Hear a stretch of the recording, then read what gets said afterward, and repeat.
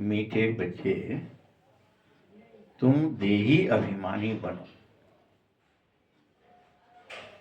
तो सभी बीमारियां खत्म हो जाएंगी। बस एक ही अभ्यास करो।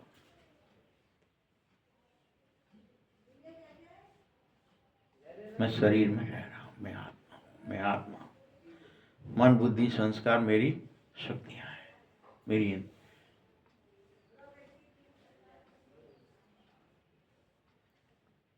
इसी से तुम डबल सरताज भी बन जाओगे और विश्व के मालिक भी बन जाओगे। एक काम करना है, एक ही साधे सब सदे,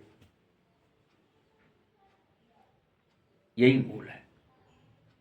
देही अभिमानी बनो। हमें से कितने ये अभ्यास में निरंतर रहने लगे।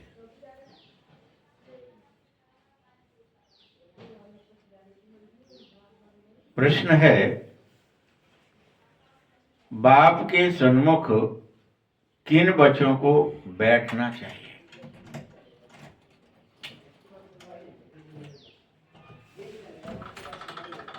उत्तर है,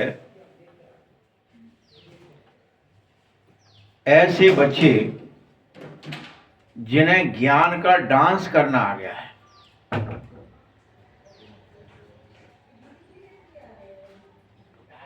ज्ञान डांस करने वाले बच्चे जब मेरे सन्मुख होते हैं तो बाबा भी ऐसी मुरली चलाता जो सब आनंद विभोर हो जाए, ऐसी मुरली। जैसे ही तुम ज्ञान डांस वाले बच्चे सन्मुख होते हो तभी मुरली भी वैसी ही चलती है। अगर कोई हो नहीं, आप रिकॉर्ड करके भेजेंगे तो कैसे चलेगी?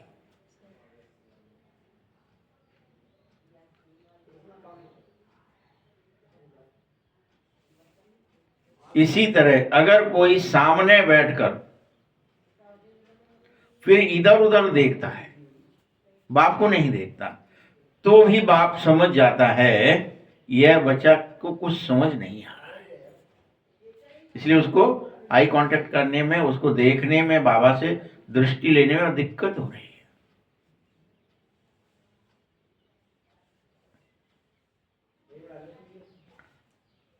बाबा तुम ब्राह्मणियों को भी कहेंगे, बच्चे तुमने ये किसको लाया जो इधर उधर देख रहा है? ले जाने वाले ब्रह्मा कुमारियों बहनों को भी बाबा पकड़ता है, इधर आओ, ये कौन लाया, ये इसको कौन लाया? इसका चित्त स्थिर नहीं है।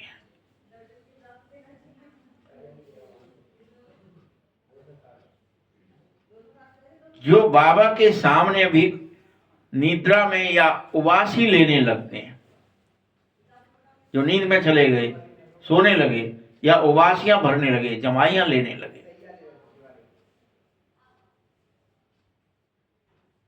बच्चे को तो ऐसा बाप मिला जो उबासी लेने का टाइम कैसे है?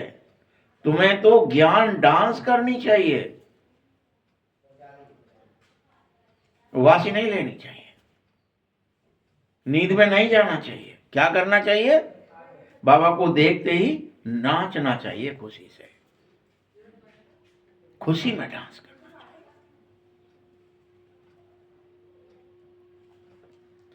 गीत है, दूर देश का रहने वाला आया देश पर आए। ओम शांति। मीठे मीठे बच्चों ने गीत सुना। तुम रूहानी बच्चे ये समझो कि रूहानी बाबा जिसको हम याद करते आए हैं वही दुख हरता, सुख करता, वह माता पिता सब है। और वही फिर से आकर हमको सुख घनेरे दे रहा है, क्योंकि हम तो सर्वांश में दुखी हो गए थे, शरीर से, संबंधों से, कर्मों से, बोलचाल से, दृष्टि से, वृत्ति से, स्मृतियों से। कोई दुखी है, भयभीत है, परेशानी है विचारों में, हालातों से।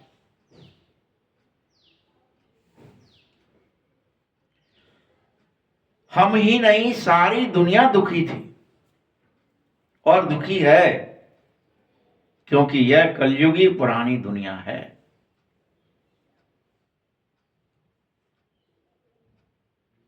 पुरानी दुनिया अथवा पुराने घर में तो इतना सुख हो न सके जितना नए घर में या नई दुनिया में होता है। तुम बच्चे समझो कि हम विश्व के मालिक आदि सनातन देवी देवता थे और पुनः बन रहे हैं,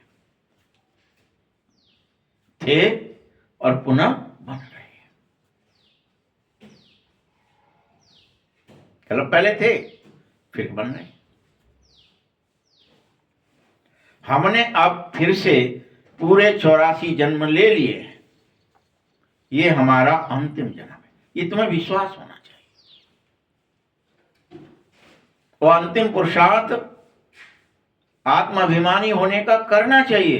बाबा कहता है, बच्चे भल तुम अपने जन्मों को भूल गए हो, नहीं जान पा रहे हो कि हम थे कि नहीं थे। बाबा तो लेकिन कह रहा है, बाबा तो जानता है।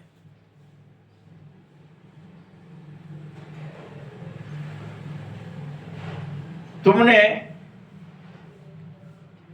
कितने जन्म पाठ बजाया यह भी बाप को पता है। कोई न कितने बाप सब जानता है। कौन प्रथम जन्म वाला है, कौन दूसरे जन्म वाला है, सब जानता है। बल मनुष्य समझते कि 84 लाख पुनर्जन्म है, यह ठीक नहीं है। बाबा तो जानता है।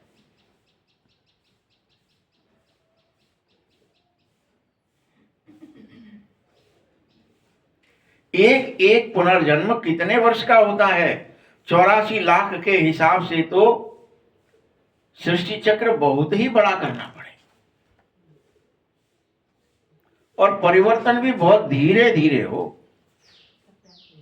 अभी तो एक ही जन्म में आप छोटा सा जन्म, और उसमें भी आपको खुद दिखता हमारे टाइम में ऐसा था, हमारे टाइम में ही ये हो गया, हमारे टाइम में इतना बदल गया। एक ही जन्म में अनेक तरह के परिवर्तन देख लेते हो। फिर 84 लाख जाना पड़े तो परिवर्तन की स्पीड इतनी फास्ट थोड़ी होगी कि एक जन्म में कुछ देख पाओगे। परिवर्तन होगा, लेकिन आपको समझ में नहीं आएगा। लाख में जब 84 में इतना समझ में आ, 84 लाख हो जाए तो कितना ही समझ में आए, कुछ नहीं आएगा। पर ड्रामा कितना बड़ा हो जाएगा। तुम बच्चे समझो कि हम आत्माएं जिनको बाप पढ़ाने आया है, यह पढ़ाई कि तुम 84 जन्म लेते हो, 84 लाख नहीं। ये बाप पढ़ा रहा है। ज्यादा से ज्यादा 84 ही लिए जा सकते हैं। यह बात बाप हमको पढ़ाता है। हम भी उसी दूर देश के रहने वाले हैं जहां का बाप है, यह भी पढ़ाता है। हम कोई भी यहां के रहने वाले नहीं है। यह हमें भ्रम हुआ है कि हम यहां के रहवासी है, भगवान परमधाम से आया। हम तो एक्टिंग करने आए थे, रामलीला कर रहे थे, रासलीला कर रहे थे।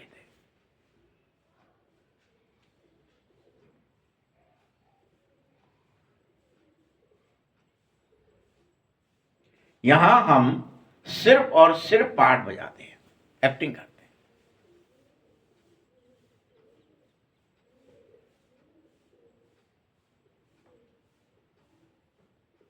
अब हमें बाप को भी परम धाम में ही याद करना है, यहां नहीं। बाबा यहां है ही नहीं जो आप यहां याद। आप बार बार परम धाम जाइए, बाबा को वहीं याद करिए।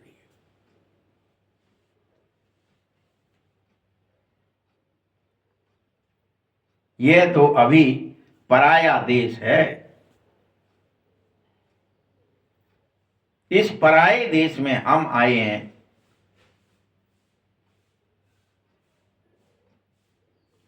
शिव को ही बाबा कहेंगे, इस रावण को कोई बाबा थोड़े ही कहोगे।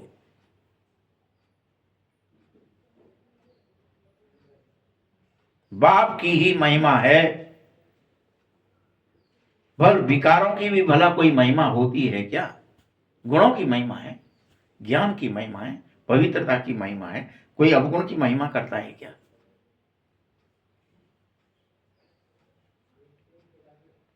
पांच विकारों की कोई महिमा नहीं करेगा। देह अभिमान तो वास्तव में बहुत ही बड़ी बीमारी है।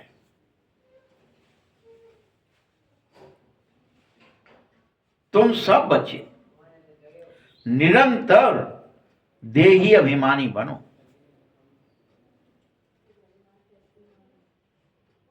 सभी, सबको आदेश है जो भी सुन रहे हो, आत्माभिमानी बनो।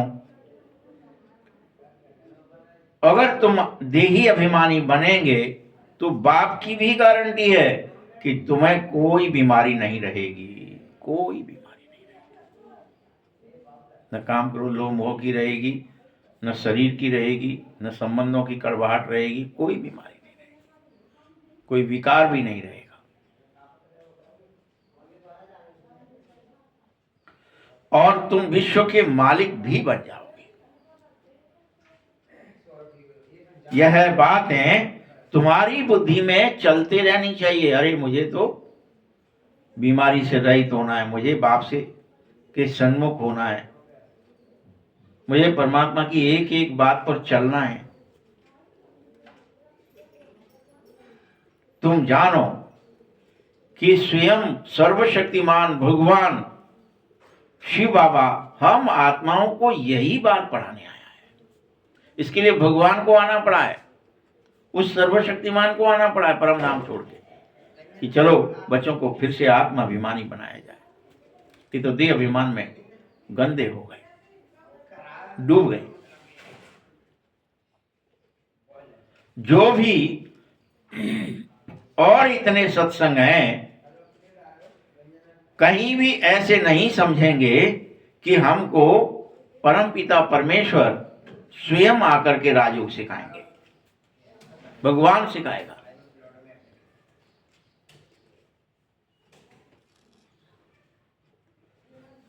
शिव बाबा राजाई के लिए पढ़ा रहा है,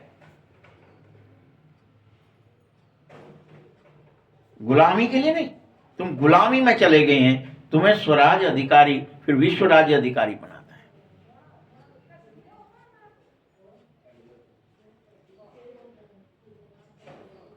देखो, मैं तुम्हें राजाई के लिए पढ़ा था। राजा बनाने वाला तो राजाओं से भी बड़ा चाहिए ना, वही तो बनाएगा।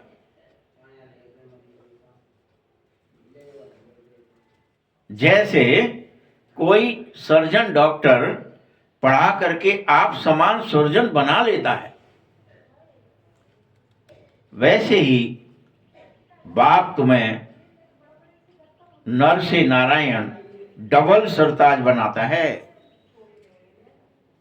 तुम्हारे पास क्राउन भी होता है, तुम्हारे पास मुकुट भी होता है। डबल सर ताज, सर का डबल ताज होता है, पवित्रता का भी ताज होता है, और इस संसार के संपूर्ण रत्न आभूषणों की शक्ति का भी ताज होता है, मणियों का भी ताज होता है।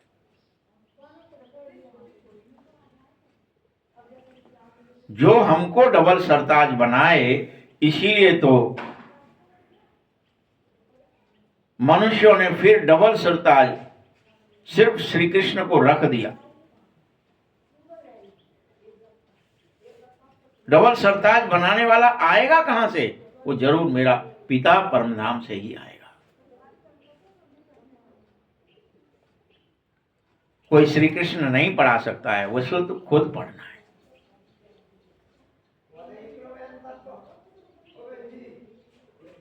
जरूर बाप संगम पर ही आएंगे और आकर के राजाई की स्थापना भी करते हैं हर कलम।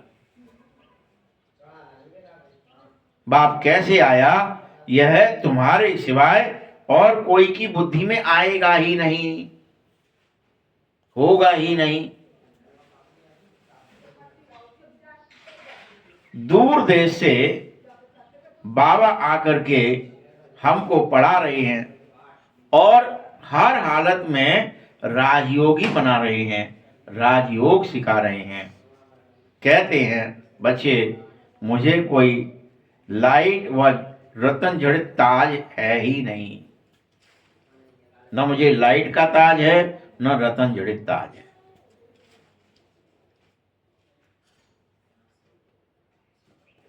मैं कभी राजा ही नहीं पाता, मुझे कोई राज्य नहीं चाहिए।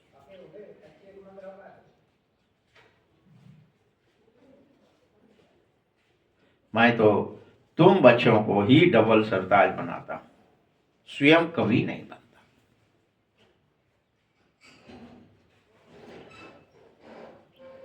ठीक है, डबल सरताज बनते नहीं हैं, औरों को ही बनाते हैं हर क्लब, कभी नहीं बनते। अगर हम राजा बन जाएं तो फिर हमें रंक भी तो बनना पड़े। जो अच्छा बनेगा उसे बुरा भी बनना पड़ता है, जो सुख भोगता है उसे दुख भी भोगना पड़ता है, जो दिन में खेल खेलता है उसे रात में भी खेलना पड़ता है।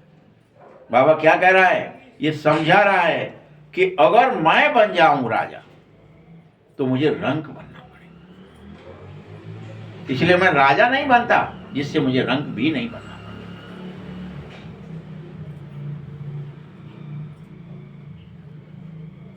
तुम भारतवासी राव थे, अभी रंग कहो, खुद देख लो। क्या हो, अभी रंग कहो, तुम ही राव थे।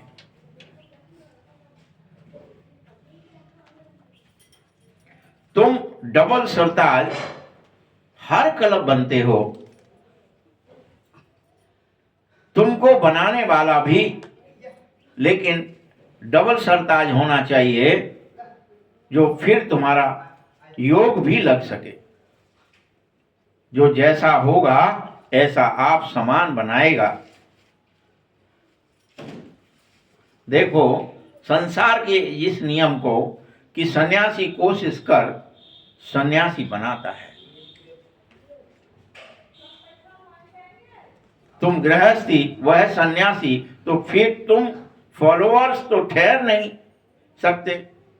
यूं ही कह रहे हो वो मेरा गुरु है, फॉलो करने वाला तो उसके समान बनेगा। इसीलिए कई लोग कहते हैं शिवानंद का फॉलोअर हूं, कोई कहता है किसी और का फॉलोअर हूं। उस समय कोई शिवानंद बाबा हुआ था, काफी फेमस, उसके लाखों शिष्य थे, जिसकी बात बाबा कई बार मुरलियों में करता है।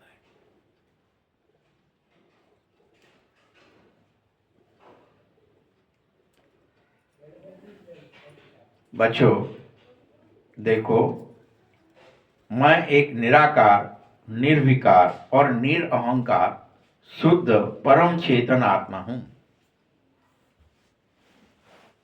इसीलिए मैं तुम्हें कोशिश कर आप समान बनाता हूं, कोशिश करता है बाबा। तुम सब भी बाप समान आत्माएं, निर्विकार, निरअहंकार, निराकार, निर्भय, निर्विघ्न, निर्विकार बन जाए,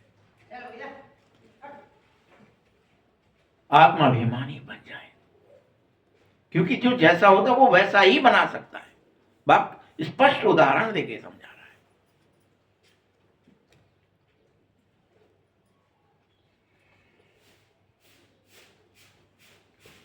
सन्यासी क्या करते हैं, माथा मुड़ाने वाले होंगे तो शरीर का दूसरे को भी कहेंगे तुम भी माथा मुड़ाओ। जो जैसा होता है फॉलोअर अपने जैसा ही बनाता है, बस उतना ही बना सकता है। प्रोफेसर है तो ज्यादा से ज्यादा क्या ही बना रहे, पढ़ा के जितनी उसके पास जो पढ़ाई है उतना पढ़ा लेगा, बस जिस चीज का है।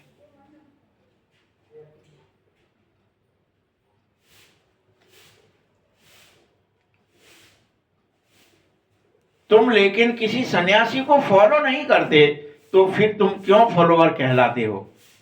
क्यों कहते हो हम उसके फलाने के फॉलोअर हैं?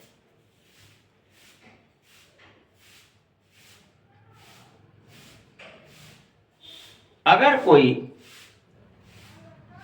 तुम में से किसी सन्यासी का फॉलोअर हो जाए, मनुष्यों में से, तुम में से मतलब संसारी मनुष्यों में से, तो वह झट अपने कपड़े उतार करके उसे भी कफनी पहनना पड़े।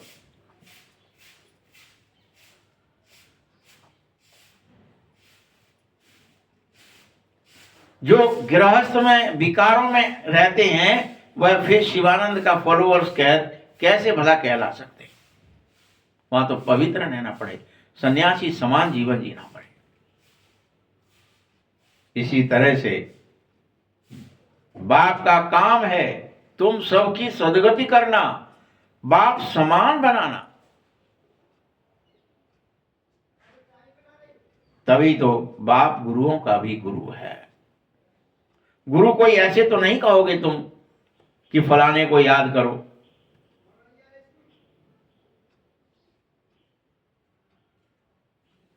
मीठे बच्चे, फिर तो खुद गुरु नहीं हुआ ना। मुक्ति धाम में जाने के लिए भी तो युक्ति चाहिए। इसी तरह से मुझे याद करोगे तो तुम मेरे जैसे अशरीरी बन जाओगे, आत्माभिमानी बन जाओगे।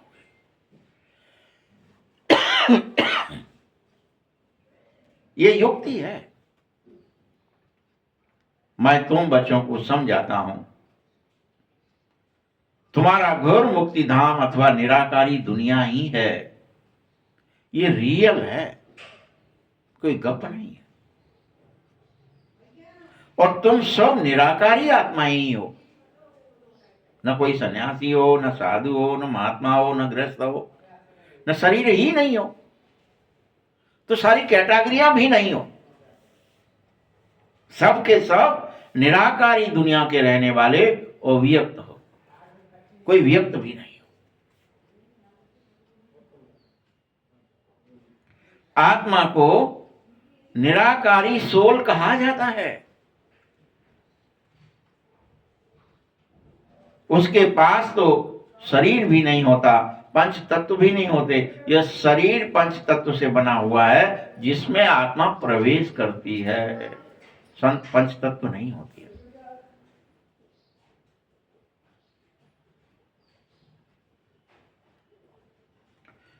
आत्माएं सब परमधाम से, निराकारी दुनिया से ही आती हैं। यहां और कोई आत्मा रह ना सके, सभी एलियंस ही हो। बाबा ये कहना चाह रहा है, सब निराकारी दुनिया से एक्टिंग करने के लिए यहां है। उस परमधाम में बहुत आत्माएं रहती हैं, वहां उनको कहेंगे स्वीट साइलेंस होम। वो तुम्हारा मीठा शांति का घर है।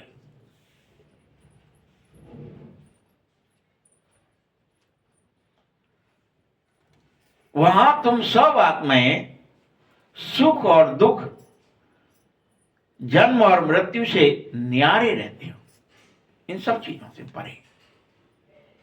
सुख दुख से, जन्म मृत्यु से, हानि लाभ से, काल चक्र से, तेरे मेरे से, रात दिन से, सबसे न्यारे रहते हो। युग फलाना दिखाना सब। लेकिन यह बात तुम्हें अच्छी रीति पक्का कर लेनी चाहिए कि हम आत्माएं ही स्वीट साइलेंस होम की रहने वाली हैं। इसीलिए मुझे पुनः बाबा को याद करके बाबा का पूरी तरह से फॉलो करना है, बाबा को बाबा समान बनना है, परमात्मा समान बनना है। सुख दुख से पुनः न्यारे हो जाना है। ये नहीं सुखी हो जाएंगे काम चल गया, नहीं।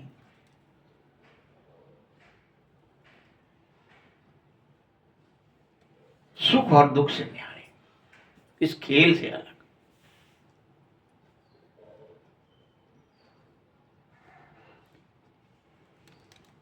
तुम ये पक्का करो, हम स्वीट साइलेंस होम के हैं, यहां नाटकशाला में आए थे, पाठ बजाने आए थे, फिर घर जाना भूल गए।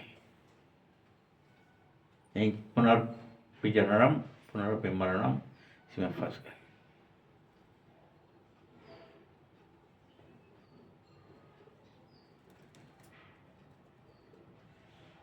नाटकशाला में ही है सारी फैसिलिटी, सूर्य चांद स्टार्स आदि सब, ये इस नाटक की बत्तियां ही तो हैं।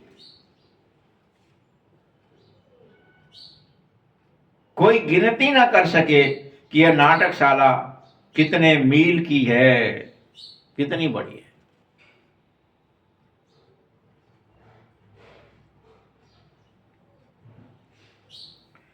एरोप्लेन आदि से भल ऊपर जाते हो, लेकिन उसमें पेट्रोल आदि इतना नहीं डाल सकते अभी जो आ करके फिर लौट भी आवें, इतना दूर नहीं जा पाते हो। बल आज नहीं कल जब परमाणु एनर्जी काम करेगी तो सेल बनेंगे, और आप कितने भी चक्कर लगा पाओगे, फिर पेट्रोल जैसे कोई चीज़ डालने की ही जरूरत नहीं रहेगी। ना उसको कोई खोदेगा, ना उसको कोई प्रोसेस करनी पड़ेगी, एक बार लगा दिया चलो सूद है। लेकिन अभी बाबा यह बात नहीं कह रहा है, वह समझते हैं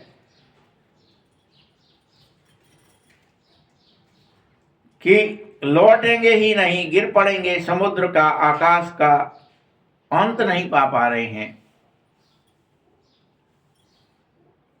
अभी बाप तुमको सभी चीज का अंत दे रहा है, अपना अंत देता है। आत्मा इस आकाश तत्व से भी परे जाती है, ये समझा रहा है।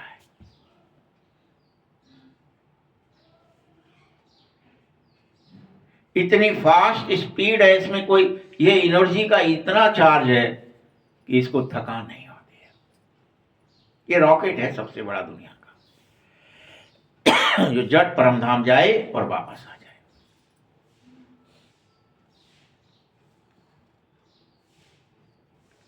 तुम आत्माएं धीरे धीरे जब पवित्र पूरी तरह बन जाओगे, फिर रॉकेट मिसाल तुम उड़ने अवश्य लग जाओगे। अभी हमारी ये क्षमताएं खत्म हो गई है ना, शरीर की अपवित्रता के कारण, बुद्धि की अपवित्रता, मन की अपवित्रता, संस्कारों की अपवित्रता, सभी इंद्रियों की अपवित्रता, विचार और भावनाओं की अपवित्रता के कारण क्या हुआ है, हम उड़ नहीं पा रहे हैं। नहीं तो दिखाए है ना, हनुमान जी उड़ रहे हैं, नारद उड़ रहे हैं, चाहे जब प्रकट हो रहे हैं, ब्रह्मा विष्णु महेश चाहे जहां आ गए झट से अदृश्य हो गए। लिखा ही क्यों है? नहीं तो ये शक्ति होती है पवित्रता।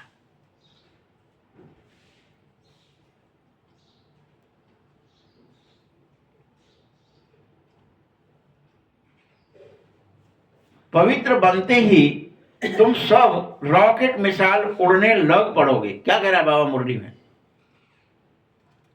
पवित्र बनते ही।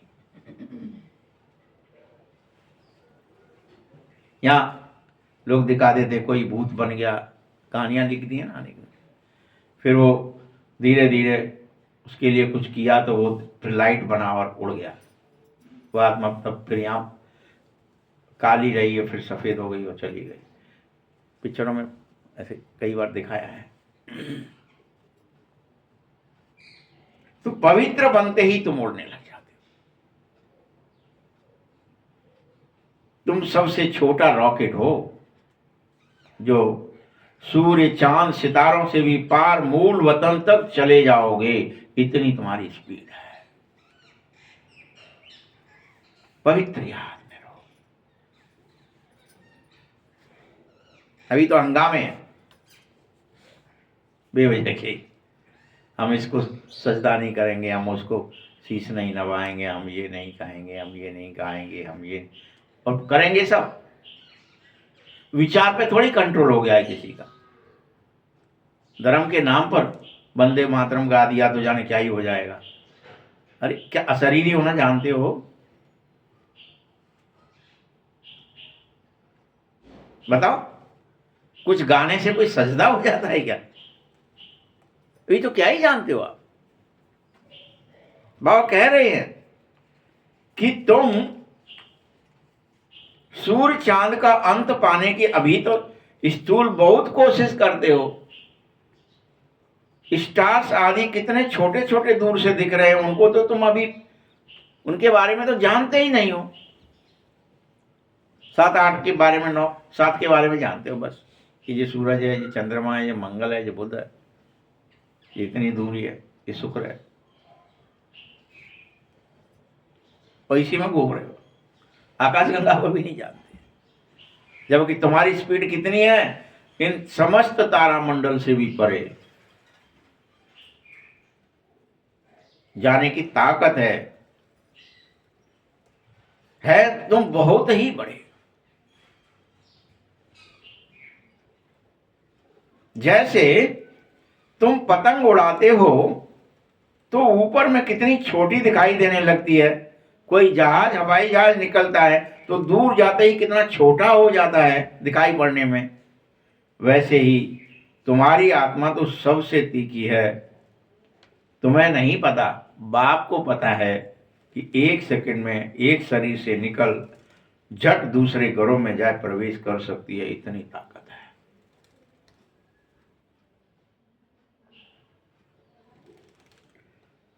किसी का कर्मों का हिसाब किताब अगर विदेश में कहीं है तो सेकंड में वहां जाकर जन्म ले लेगी। ये नहीं कि उसको कोई हवाई जहाज करके जाना पड़ेगा, कोई बस से जाना पड़ेगा, पैदल जाएगी। हिसाब किताब के अनुसार झट चाहे जहां जन्म ले, सेकंड में जीवन मुक्ति भी गाई हुई है। बच्चे गर्भ से निकल मालिक बनो, तो जब गर्भ से निकला पृथ्वी पर आया तो झट बारिश कहलाता है, मालिक कहलाता है। तुम बच्चों को भी अभी बाप को जानना होगा। गोया जो मुझे जानेगा सो मेरा बारिश बनेगा, गोया सो विश्व का मालिक भी बन जाएगा। बस यथार्थ में मुझे जान, मेरे यहां जन्म लो। बेहद का बाप तुमको विश्व का मालिक ही तो बनाना चाहता है, आप समान ही तो बनाना चाहता है, सर्वशक्तिमान ही तो बनाना चाहता है। इसके लिए जैसे तुम स्कूल में बैरिस्ट्री पढ़ेंगे तो बैरिस्टर बनेंगे, वैसे ही तुम बाप समान जरूर बन जाएंगे, बाप समान बन जाएंगे, सर्वशक्तिमान बन जाएंगे।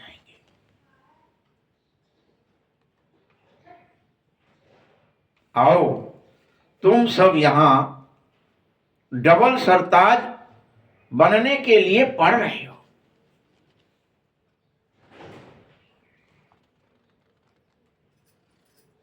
अगर तुम पास होंगे तभी तो डबल सरताज बनेंगे,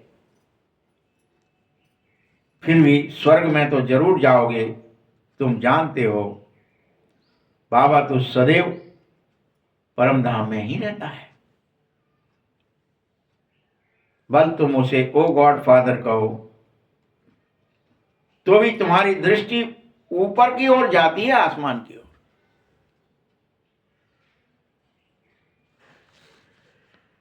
तो जरूर उसका भी तो कुछ पार्ट है।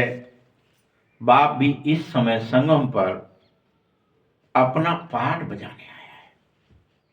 ये उसका पाठ है, तुम्हें पढ़ाए, आत्मस्मृति दिलाए, आत्मस्वरूप में टिकने को कहे, और तुम जब टिक जाए तो तुम सर्वशक्तिमान की तरह मास्टर सर्वशक्तिमान बन जाए। ये सब बाबा का पाठ है। मुझे बागवान भी कहते हैं, जो मैं इस कांटों में की दुनिया में आकर तुम बच्चों को निकाल फूल बनाता हूं। तुम अभी कांटे बने बैठे हो, तो तुमको तो बहुत बेहद खुशी होनी चाहिए कि बाबा आया है इस पराये देश में हमें यहां से निकालने, माया की गुलामी से आजाद करने।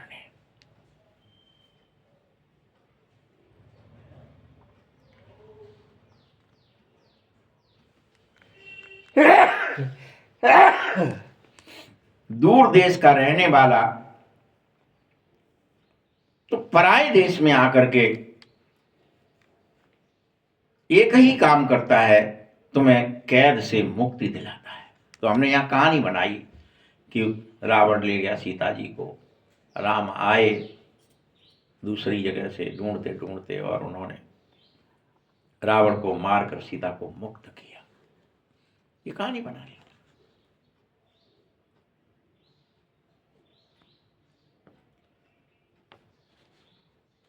तुम सब आत्माएं यहां फिर पाठ बजाने आओगे। यह पराया देश अभी है, यह अर्थ कोई अभी जान नहीं सकता कि पराया देश अभी क्यों है। तुम्हारा खुद का देश कब होगा ये? जब तुम स्व में स्थित हो जाएंगे तो स्वदेश हो जाएगा। अभी तुम इस पंच महाभूत में स्थित हो गए। पंच महाभूत की शरीर लिया, और शरीर से इंद्रियां मिली, इंद्रियों से विकार होने लगे, और उसके तुम गुलाम हो गए, कैद हो गए, और भूल गए कि हम इंद्रियों से परे हैं, सुख दुख से परे हैं, जन्म मृत्यु से परे हैं, भूल गए। इस खेल में शामिल हो ना हो हमारी मर्जी। तुम बच्चों को बाप कितना अच्छी रीति समझा रहा है कि जब जब तुम आत्माएं अपवित्र बन जाते हो, इम्प्योर हो जाते हो, फिर तुम उड़ नहीं पाते, विदेही नहीं हो पाते, डिटैच नहीं हो पाते।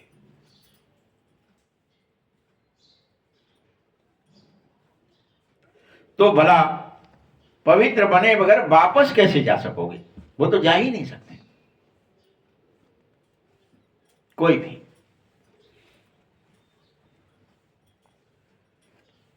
पतित पावन एक ही बाप है, उसको आना पड़ता है संगम पर। तुमको कितना खुशी होनी चाहिए कि बाबा हमको फिर से कलब कलब की तरह डबल सरताज बनाने, ऊंचा दर्जा दिलाने, मुक्ति दिलाने, विकारों से आ गए हैं, और याद दिला रहे हैं, कह रहे हैं मैं पुनः तुम्हें डबल सरताज बना दूंगा, बस तुम मेरी बात मान लो, और तुम क्या हो जाओ? आत्माभिमानी बन जाओ, देही अभिमानी। मैं पूरे कल्प में फिर से एक बार आया हूं, बल पराये देश में आया हूं, और तुम्हें समझाने के लिए पर काया प्रवेश मैंने किया, पराया शरीर भी लिया है। और आकर के चला जाऊं और पर काया प्रवेश न करूं तो भी तुम यह ज्ञान ले न सको, सुन न सको, मेरी बात समझ में ना आए।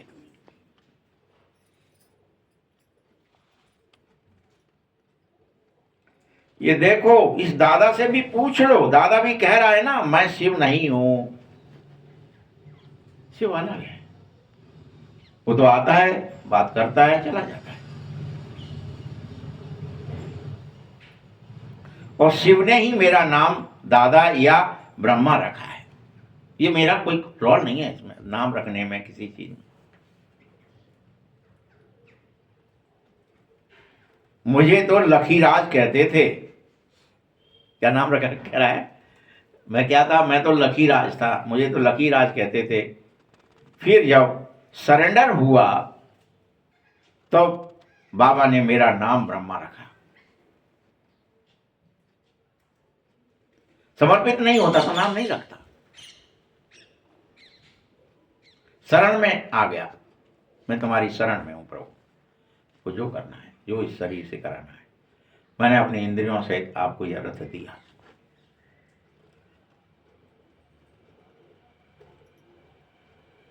इसमें प्रवेश कर। इसको पहले, सबसे पहले इसी को कहा, तू अपने जन्मों को नहीं जानता, मैं जानता हूं तेरे जन्म कि तू कौन है।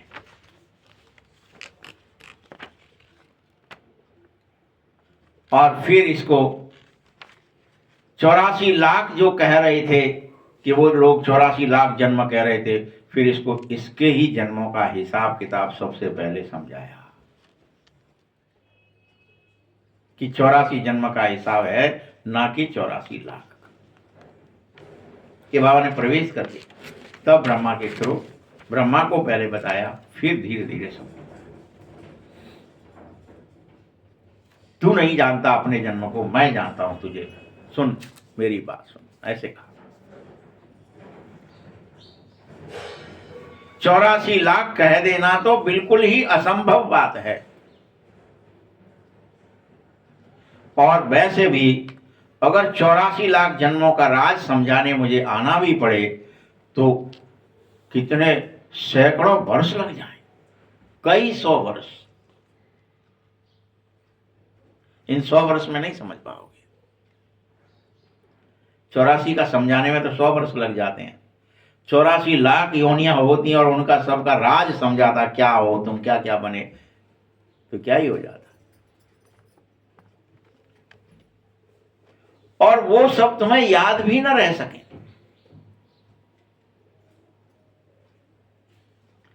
मनुष्य का ही जन्म दुर्लभ गाया जाता है।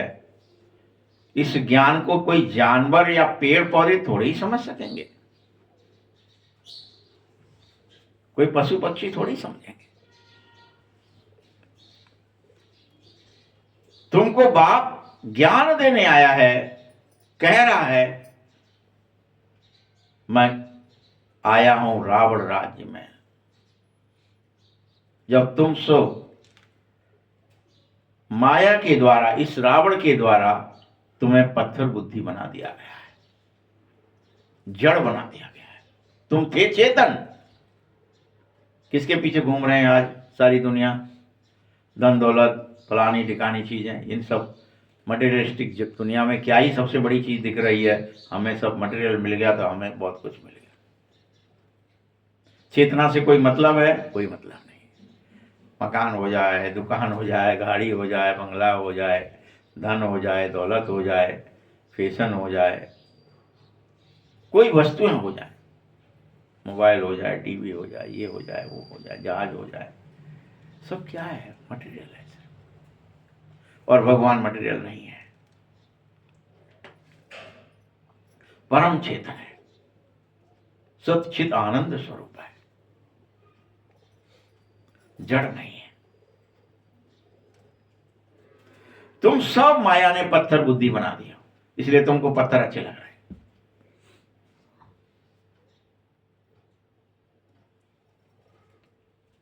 अब फिर से बाप तुमको पारस बुद्धि बनाने की कोशिश करता रहता है कि तुम पारस बुद्धि बन जाए, चेतन बन जाए, पत्थर बुद्धि ना रहे।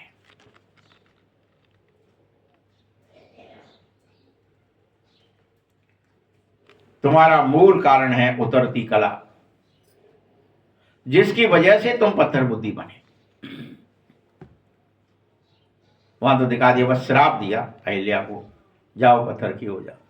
तुमने जड़ता से प्रेम कर लिया है, तुमने काम क्रोध लोभ मोह इंद्रियों से प्रेम कर लिया है, तुमने अपनी बुद्धि भ्रष्ट कर ली है इंद्रियों के जाल में फंसकर।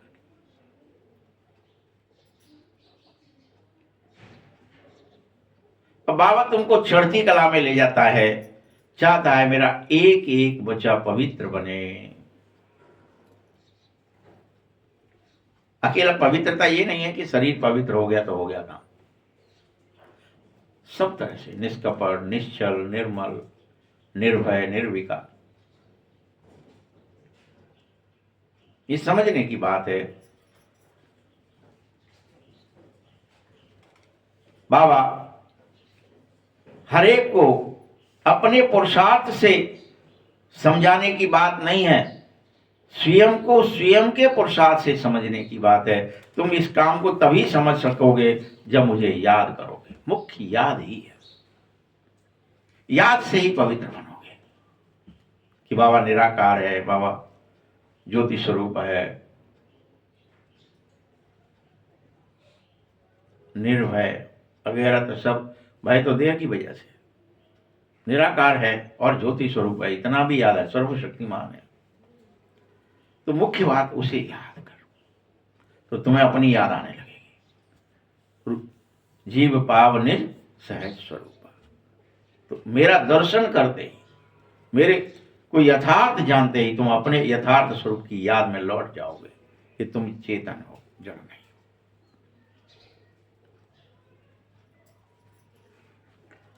चाहे शरीर को रात में सुलाते हो तो भी यही ख्याल करो कि मैं शरीर से भिन्न हूं।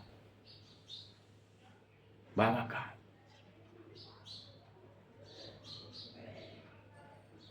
बाबा हम आपकी याद में ही सोवें, याद में ही जागे। बाबा को याद करते करते अब बिस्तर पे भी चले गए तो बाबा को याद करते करते ही सोना है।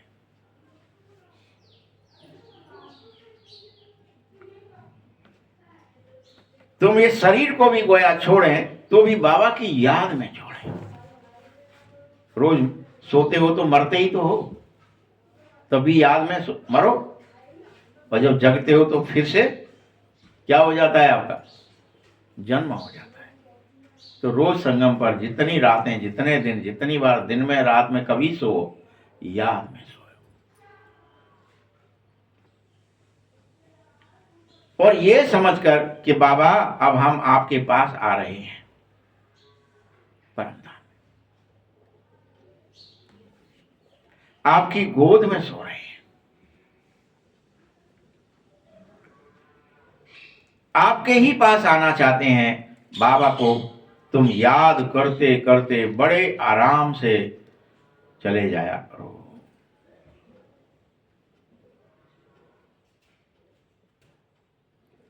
और ये अभ्यास जितना आपका बढ़ेगा, हो सकता है धीरे धीरे कभी तुम सूक्ष्म वतन में भी जा पाओ, तो फिर धीरे धीरे मूल वतन में भी जा सकोगे।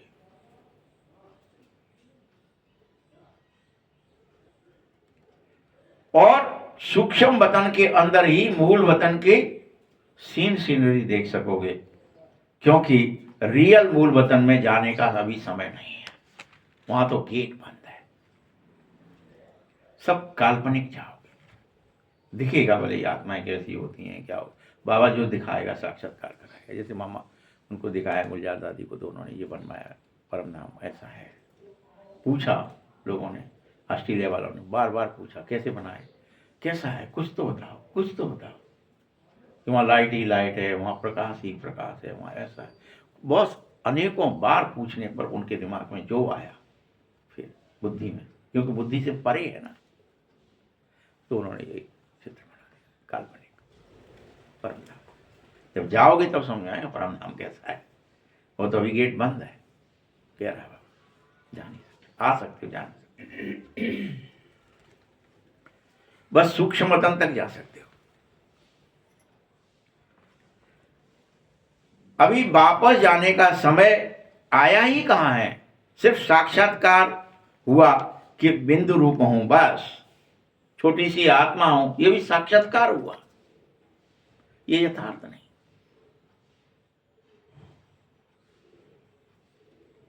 और साक्षात्कार में ही झाड़ दिखाई पड़े कि उल्टा सा झाड़ सा है, कुछ है ऐसा, झाड़ जैसी कोई आकृति है ऊपर, जैसे उसके वृक्ष, उल्टा वृक्ष कोई लटक रहा हो नीचे की ओर, उसकी डगालें, पत्ते सब चीजें स्टार की तरह जगह जगह लटक रही हैं उनमें।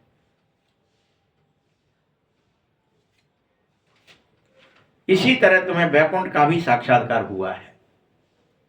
वैकुंठ गए तो है नहीं, वैकुंठ है भी नहीं कहीं, वो तो इसी दुनिया में बनेगा, लेकिन उसका साक्षात्कार होता है। ऐसा बिल्कुल मत समझ लेना कि साक्षात्कार हुआ है तो जरूर हम वैकुंठ में चले जाएंगे, नहीं। उसके लिए तो तुम्हें मेहनत करनी पड़ेगी। वैकुंठवासी बनने के लिए तुमको समझाया जा रहा है कि तुम पहले पहले घर जाएंगे, वैकुंठ में नहीं जा सकते डायरेक्ट, पहले घर जाएंगे। बाप समझा रहा है, घर का गेट खुलेगा, टाइम होगा, पर्टिकुलर टाइम पर, 1 सेकंड भी कम ज्यादा नहीं हो सकता, गेट खुलेगा, चले जाएंगे।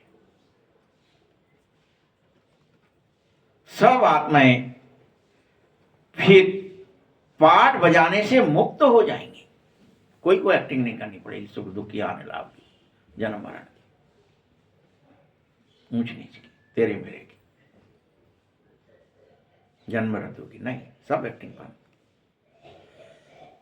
कि ये बुढ़ापा है, कि ये जन्म है, कि बूढ़ा है, कि मृत्यु है, कुछ नहीं, इससे परे चले जाओ। जब तक तुम पवित्र आत्मा नहीं बने हो तब तक तो कोई परम धाम जा न सके, गेट खुल न सके।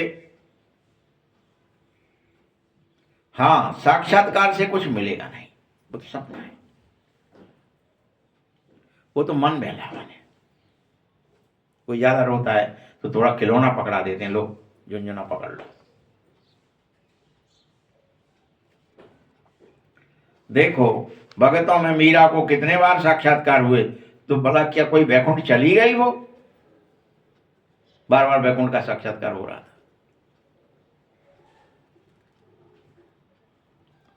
वास्तव में तो वह कलयुग में ही थी, वैकुंठ तो सतयुग में होता है।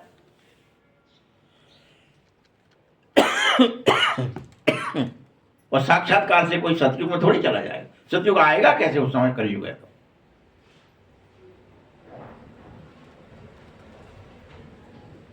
तुम अभी पूरी तैयारियां करो रियल में वैकुंठ के मालिक बनने के लिए, फुल तैयारी।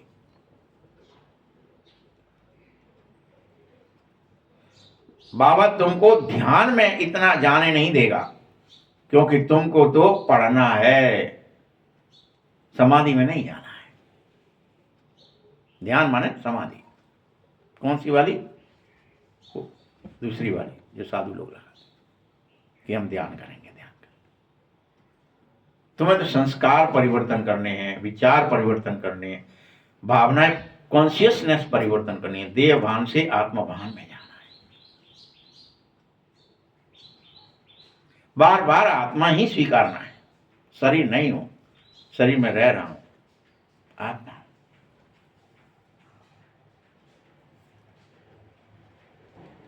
बच्चे, बाप पढ़ाने आ गया है, सर्व की सदगति करने आया है, एक तरफ विनाश भी सामने खड़ा हो गया है। ऐसा नहीं है कि असुरों और देवताओं की कोई लड़ाई लगेगी, नहीं।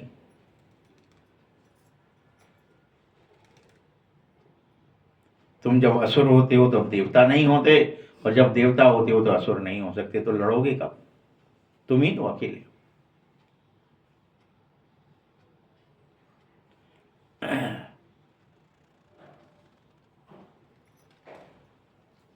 आपस में जो विचारों की लड़ाई है संगम पर, यह भी तुम्हारी खुद की, तुम्हारे लिए ही है। अच्छाई और बुराई के विचार आएंगे, वो आपस में युद्ध करेंगे। अपवित्रता कभी पवित्रता को मार डालेगी, तो कभी पवित्रता अपवित्रता को मार करके पवित्र बन जाओगे। क्योंकि ये तुम्हारे लिए ही तो नई दुनिया चाहिए। बाकी तुम्हारी लड़ाई सिर्फ माया के ही साथ है, वो खुद ही तुम्हें खुद के लिए लड़ना है कि ये माया तुमको परेशान न करे। बहुत नामी ग्रामी वॉरियर्स, योद्धा तुम बन जाओ। कोई जानते ही नहीं है, सिर्फ देवियों के रूप में तुम्हारी ये कहानियां गाई जाती हैं, बस देवियां थी, युद्ध बहुत सारी भुजाएं थीं, बहुत सारे उन पर हथियार थे, उनमें अथाह शक्तियां थीं, वो शिव से ली थीं। फिर उन्होंने दैत्यों को मारा था। दैत्यों पे भी बहुत आशा शक्तियां थी, उनको बहुत सारे वरदान थे दैत्यों को। अब तुम सब देवियां योग बल से स्वर्ग बनाओ, तुमको बाप मिल गया। समझा रहा है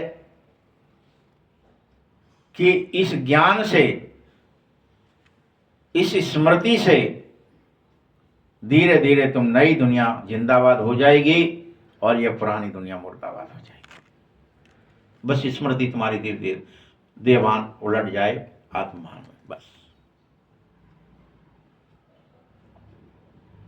और तुम में से कोई भी लक्ष्मी नारायण का स्वरूप बनेगा, नई दुनिया का मालिक बनेगा। पुरानी दुनिया का विनाश हर कल्प मूसलों से बताया गया है, यथार्थ में मूसल चलेंगे, महाभारत लड़ाई लगेगी फिर से कल्प की तरह। उस समय भी बाप राजयोग सिखा रहे थे और इस समय भी सिखा रहे हैं। उस समय भी क्या सिखाया कि वहां पे कृष्ण अर्जुन को राजयोग सिखा रहे थे, एक को दिखा दिया बस, इंडिकेट कर। अभी मैं तुम्हें प्रैक्टिकल में राजयोग सिखा रहा हूं, सच बताता हूं। सच्चा बाप सदैव खुशी में, उसे देख डांस करना चाहिए। ये ज्ञान डांस है। तो जो ज्ञान डांस के शौकीन हैं उनको ही सबसे सामने आगे बिठाना चाहिए, सोने वालों को नहीं, जमाई लेने वालों को नहीं।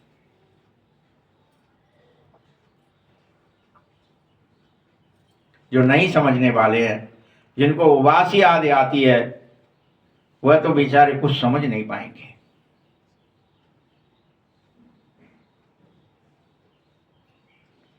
तो क्या करेंगे?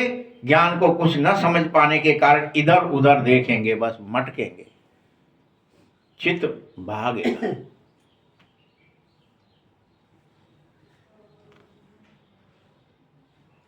तो भैया बाबा भी ब्राह्मणी को बुलाकर कहेगा, कौन सिलाया है इसको? जो सिखाते हैं वह सीखो, सामने बिठाना है तो डांस करना है ज्ञान का। श्री कृष्ण ने तो न ज्ञान सुनाया न डांस किया। मुरली तो ये ज्ञान की है जो बाबा समझाता है। रात्रि को सोते समय भी तुम बाबा की याद करते करते ही सो जाओ। निराकार, निर्विकार, निरहंकार बनकर सो जाओ। सृष्टि चक्र को बुद्धि में याद करते करते सो जाओ कि भगवान आ गया है, संगम युग है, अब मुझे घर जाना है, से सोचते सोचते सो जाओ।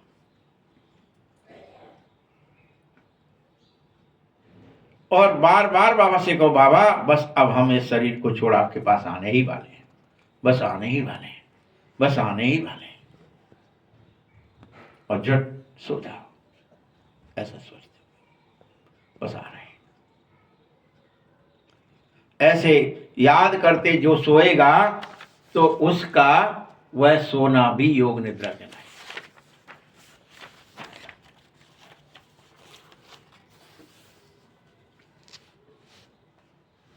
और तुम्हें बहुत सारी शांति मिलेगी।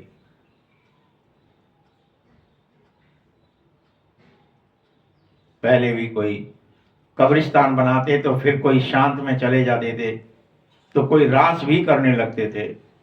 जो बाप को जानते ही नहीं है तो वह याद कैसे करेंगे? मनुष्य मात्र बाप को जानता ही नहीं है तो भल कैसे याद करे? तभी तो बाबा खुद आकर कहता है, मीठे बच्चों, मैं जो हूं, जैसा हूं, मुझे कोई भी नहीं जानता। यथार्थ रीति नहीं जानते तो कि भगवान है कौन और कैसा है। इसलिए अनेकों भगवान बना लिए, अनेकों मूर्तियां बना ली, अनेकों तरह के क्रियाकर्म में फंस गए, यथार्थ ना जानने के कारण। अभी तुम सब बच्चों को समझ आ गई है कि हम तो गुप्त बैरियर्स योद्धा हैं। देखो, बैरियर्स नाम सुनकर देवियों को फिर तलवार बाण आदि इसीलिए दिखाए गए कि रियल योद्धा बनो। सोते समय भी याद में जाना, जगो तो याद में रहना, कर्म करो तो होश में रहना, आत्मस्मृति में रहकर करना, ये योद्धापन है। यही देवियां बने। और इसी योग बल से तुम विश्व के मालिक बनते हो।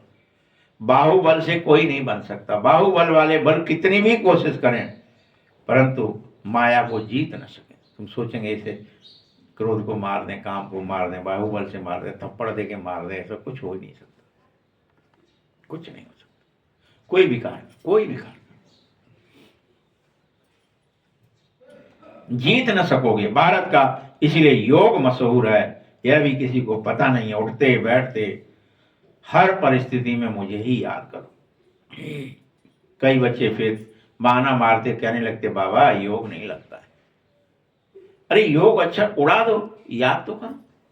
तुम्हें योग नहीं लगता है और तुम परेशान हो रहे हो तो कह दो ठीक है योग नहीं लगता, भाग जाओ, उड़ा दो उसे योग। तो याद रहती है कि नहीं? बच्चे को बाबा को याद करना है। शिव बाबा कहता है मामेकम याद करो, मैं ही सर्वशक्तिमान हूं।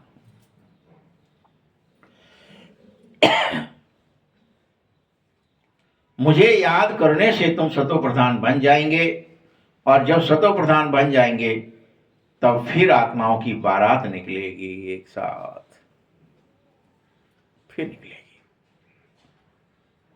जैसे ही सतो प्रधान बन जाएंगे सब गेट खुलेगा, एक साथ करोड़ों करोड़ आत्माएं सीधे परम धाम में प्रवेश।